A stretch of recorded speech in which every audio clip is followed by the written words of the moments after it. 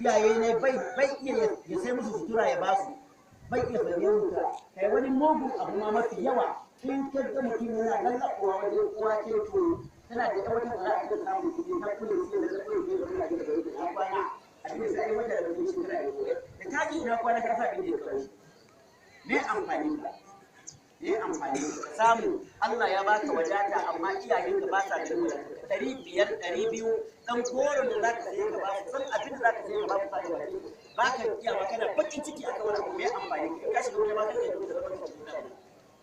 wani baka da amfani. Ku kiyaye addu'a uwaye guda biyu suna da tasiri. Ko dai uwa ta yi addu'a akan tsine madanta ko ta yi addu'a akan yi madanta albarka. Wayannan addu'o'i suna da muhimmanci guda biyu.